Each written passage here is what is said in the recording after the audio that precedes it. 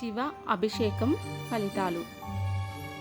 స్ఫటిక శివలింగమునకు ఇంట్లో అభిషేకంతో కలిగే లాభములు. గరిక నీటితో శివాభిషేకం చేసిన నష్టమైన ద్రవ్యము తిరిగి పొందగలరు. నువ్వుల నూనెతో అభిషేకించిన అపమృత్యువు నశించగలదు. ఆవు పాల అభిషేకము సర్వ సౌఖ్యములను ప్రసాదించును. పెరుగుతో అభిషేకించిన బలము, ఆరోగ్యము, యశస్సు లభించును. ఆవు నెయ్యితో అభిషేకించిన ఐశ్వర్య ప్రాప్తి కలుగును. చెరుకు రసముతో అభిషేకించిన ధనవృద్ధి కలుగును. మెత్తని చక్కెరతో అభిషేకించిన దుఃఖ నాశనము కలుగును. మారేడు బిల్వదల జలము చేత అభిషేకం చేసిన భోగభాగ్యములు లభించును. తేనెతో అభిషేకించిన తేజోవృద్ధి కలుగును. పుష్పోదకము చేత అభిషేకించిన భూలాభము కలుగును. కొబ్బరి నీటితో అభిషేకము సకల సంపదలను కలిగించును. రుద్రాక్ష జలాభిషేకం సకల ఐశ్వర్యములను ఇచ్చును. భస్మాభిషేకంచే మహాపాపాలు నశించును. గంధోదకము చేత అభిషేకించిన సత్పుత్ర ప్రాప్తి కలుగును.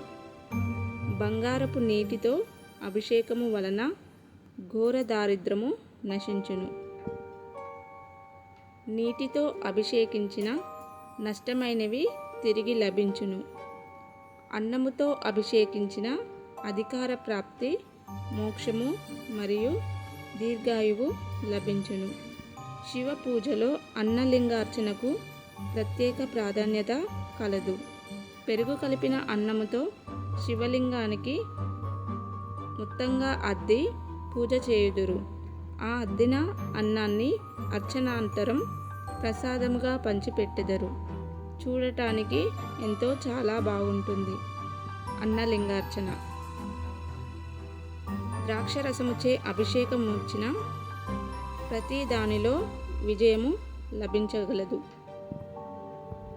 ఖర్జూర రసముచే అభిషేకము శత్రుహానిని హరింపజేస్తుంది. నేరేడు పండ్ల రసముచే అభిషేకించిన వైరాగ్య సిద్ధి లభించును. కస్తూరి కలిపిన నీటిచే అభిషేకించిన చక్రవర్తిత్వము లభించును. నవరత్నాదకము చే అభిషేకము ధాన్యము, గృహ గోవృద్ధి కలిగించును. మామిడి పండ్ల రసము చేత అభిషేకం చేసిన దీర్ఘ వ్యాధులు నశించును. పసుపు నీటితో అభిషేకించిన మంగళప్రదం. శుభకార్యములు జరగగలవు.